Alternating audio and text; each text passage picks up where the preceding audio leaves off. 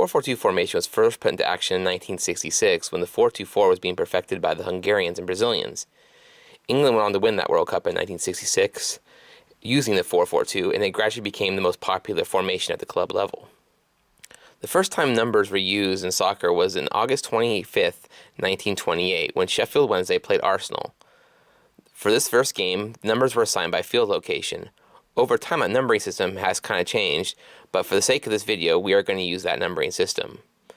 Number 1 is the goalkeeper. Number 2, the right fullback. Number 3, the left fullback. Number 4 and 5 are the center halfbacks. 8 and 6 are center midfielders. 7, the right winger or right midfielder.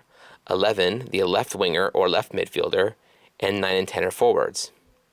One of the reasons the 4-4-2 is one of the best formations is because it fits the dimensions of the soccer pitch so well. And by that I mean 6 of the field players will fill 60% of the pitch. Your 2 center backs, the 2 midfielders, and the 2 forwards, they fill 60% of the field. The other 40% of the field is covered by your other 4 wide players, so mathematically the 4-4-2 is the most efficient in covering the field space. It is common in the 4-4-2 to have one striker playing up high in the field who is capable of holding the ball up and laying it off to his partner. The player furthest up the field is usually a big target man with physical strength who can hold off defenders and bring his teammates into play. But the front two do not have to be a big man and another striker. The other way you can play a staggered front is have one player who is kind of your playmaker who plays right behind the hole or the area behind the first striker. He uses the creative skills to set up the players around him, most likely a strike partner in front. In the 4-4-2 formation, it's also common to have a defensive midfielder and an attacking midfielder. This is what they call the diamond formation.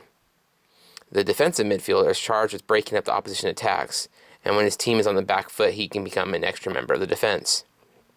In the 4-4-2, it is also common to have a sweeper and stopper combination in defense.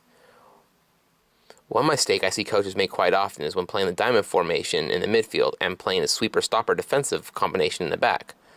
The problem with this is the defensive midfielder and the stopper are filling the same space, so it's a wasted player, and it's like playing down a player. One of the other key ideas of the 4-4-2 is that every player is linked with another player, creating pairings all over the pitch. This picture here shows those pairings that can be involved, and each player can cover each other easily, and this also is used as a passing option. There are many passing options available to players in the 4-4-2 system, as you can see in this graphic. Here's an example of how an attack can happen in the 4-4-2 formation. On the attack, the formation starts looking like a 2-4-4 formation, and you can see when the team counterattacks, it can be easily stopped by moving into a defensive back line quickly. What I like most about the 4-4-2 is how easily you can adopt other systems. If, for example, you wanted to go to a 4-3-3 formation or the 4-5-1 formation, all you have to do is move one player. So if you want to go more defensive and play higher possession, you can drop into a 4-5-1. And if you wanted to go on to attack, you can shift to the 4-3-3. This is why I think the 4-4-2 is one of the best base formations and one that every young soccer player should learn.